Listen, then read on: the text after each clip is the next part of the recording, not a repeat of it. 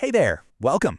Today we're going to tackle probably the most important verb in all of English. Seriously, if you want to speak English well, you've absolutely got to know the verb to be. So let's just dive right in, shall we?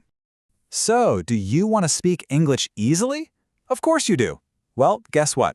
It all starts right here, with the one verb you're going to use more than any other. It's the foundation, the building block for so many sentences. And stick with me, because by the end of this, you're going to know exactly how to use it. Okay, so have you ever said something like, I happy, or maybe, he a student? Look, don't worry if you have, it's a super common mistake for beginners. And you know, there's a really good reason for it. In a lot of other languages, you just don't need a verb there for the present tense. But in English, oh, it's absolutely crucial. That tiny little word am, it changes everything. All right, so this is a very special verb. And what makes it so special? Well, to be is kind of a rebel. It just doesn't play by the same rules as all the other verbs in English. That's exactly why we're focusing just on this one today. Trust me, learning its special rules now is going to save you a ton of headaches later on. So, here's the good news, the really good news.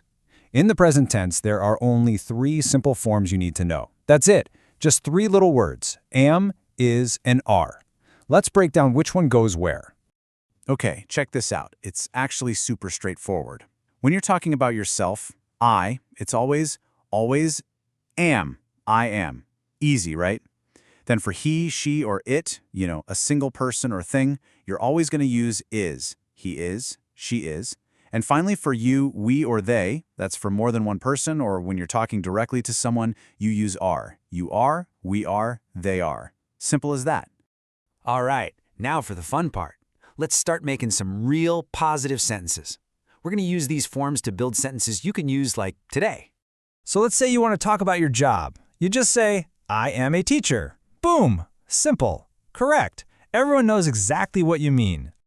And what if you're talking about someone else, a friend maybe? You'd say, she is a student. Remember that rule? For she, we use is. Now what about a group of people? You'd say, they are doctors. See how that works? They goes with are. You're starting to see the pattern, right? It's pretty consistent. And here's what's so amazing. With just those 3 little words, am, is, are, look at all the different things you can talk about. Your job. He is a police officer. Where you're from. They are from Australia. Your age. She is 20. Even how you're feeling. I am happy. This one little verb is like a key that unlocks so much. Okay, awesome. You've totally got positive sentences down. But what about negatives and questions? How do we say no or ask about something? Guess what? It's just as simple. Making a negative is so easy. Seriously, you just take your positive sentence, like he is from Brazil, and you stick the word not right after the verb. So, he is not from Brazil. And to sound even more natural, like a native speaker, we usually squish those 2 words together and say, he isn't from Brazil. That's the contraction. Ready for the next trick? Asking a question. This is maybe even easier. You don't add any new words. All you do is flip the first 2 words. So a statement like, they are friends, you just swap them, and it becomes a question. Are they friends? That's it. It's that simple. Let's just look at a few more examples to really lock it in. See how it works for all 3 forms? Am I late? Is she your teacher? Are they ready? It's always the same pattern. You put the verb, am, is, or are right at the beginning. All right, I've done enough talking. It's your turn to speak. Let's practice this together. I'm going to give you a sentence with a missing word. I want you to say the whole sentence out loud. Okay? Ready to try? Okay, here's the first one. Fill in the blank. I, a student. Say it out loud. That's it. I am a student. Perfect. You totally got that. Awesome. Let's do another one. Ready? He, a waiter. Yes, he is a waiter. Exactly right. You're doing great. Okay, one last one for practice. Let's go.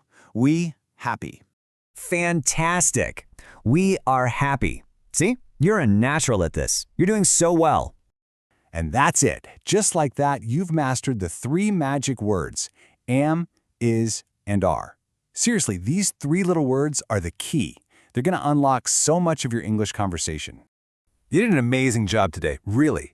Just remember, the real secret to getting better is practice, practice, practice. Try to use these sentences every single day, and I promise you, you're going to see a huge improvement in your English. So, before we finish, I have one last question for you.